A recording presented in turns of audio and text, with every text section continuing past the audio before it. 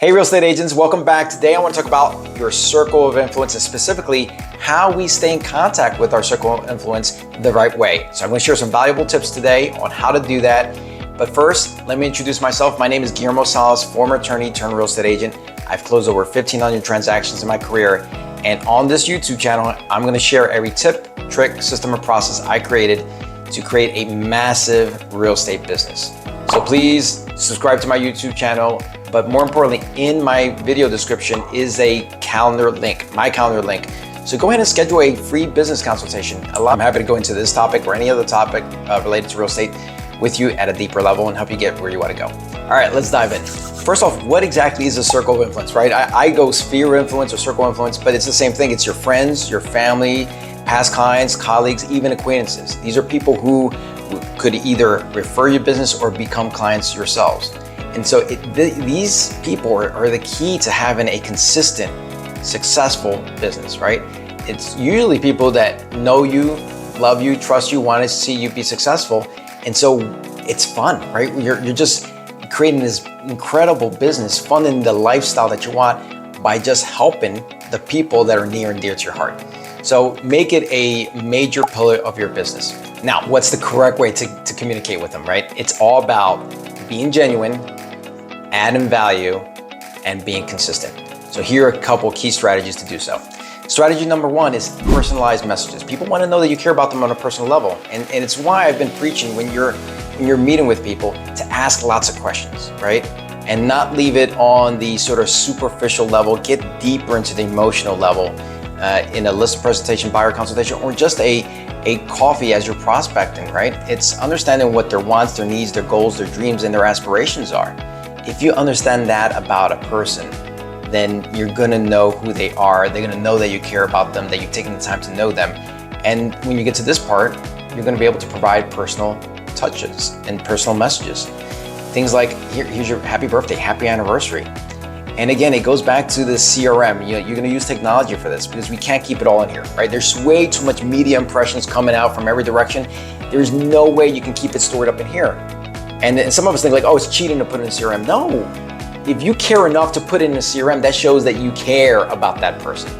So personalized touches start with using technology as well to help you be that person who can remember their birthday, remember their anniversary, remember that they're a huge Eagles fan, right?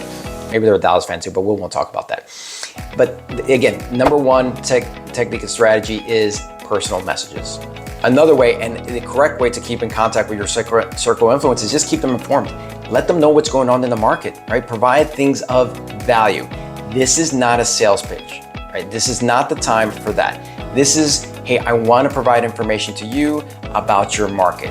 I want to share home tips. I want to share, it could be a monthly newsletter. It could be the form of investment advice, but it's about providing value to them and making sure that it's something that they want to see because it's going to set you up as their trusted advisor. Again, I've got to repeat, this is not a sales pitch. Way too often I see like, hey, I sold this, yay. I mean, you can have success stories, but not in a way where you're just so braggadocious. It's about like, hey, this is what's going on in the market. We help the client here, but less of those, more about here's some home advice, here's some investment advice, here's what's going on in the market, these are the trends. Those are the types of communications you want to be putting out more. And just make sure your success stories are not so boom, sales pitchy. Make sense? The next tip I want to share is just be genuine, right? Be your genuine self. They're going to know if you're not, right? By the way, if you're being your genuine self, it's going to be easier, it's going to be fun, it's going to allow you to be more consistent in doing this. And so for me, every quarter, I just write a note about what happened in the last 3 months of my life, right? And I will break it down into categories like, hey, I just want to share with you what's been going on in my life. This is what's been happening with, and I lead with my family stuff first. Like, this is what's going on with my children. This is what my wife has done in the last 3 months. This is what I've done, both in my family life, my personal physical life, I'm working out, or I picked up this new hobby. And then business will be part of it, like, hey, this is what's going on with my business and challenges I'm facing and where I'm going with this. And more importantly, at the end, I would invite them like, hey, please tell me what's going on in your life. Send me a similar note. I oftentimes did it in video format. Sometimes I would do it in text format. But that was just my genuine self because, I couldn't meet with everybody personally once I grew my business to a certain level, but I wanted to keep in communication, and I cared about what they were going on in their lives, and I wanted to share what was going on in our personal lives as well. So being genuine is super important.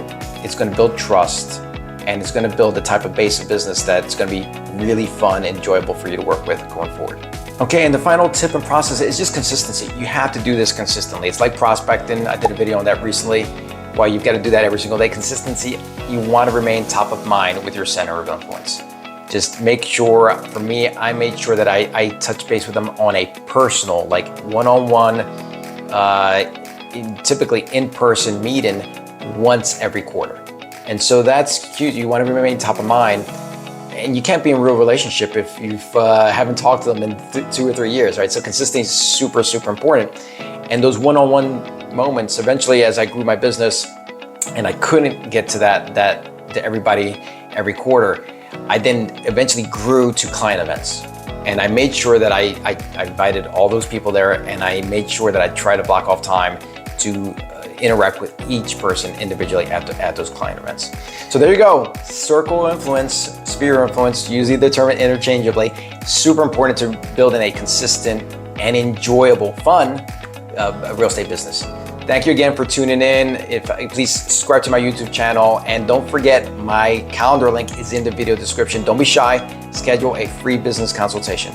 Until next time, thank you again for watching. Go out there, cause and create miracles. Have a great day.